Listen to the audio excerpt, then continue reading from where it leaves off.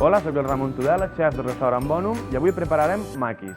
El més important és seleccionar un bon peix fresc i que ens preparin a peixateria per fer maquis.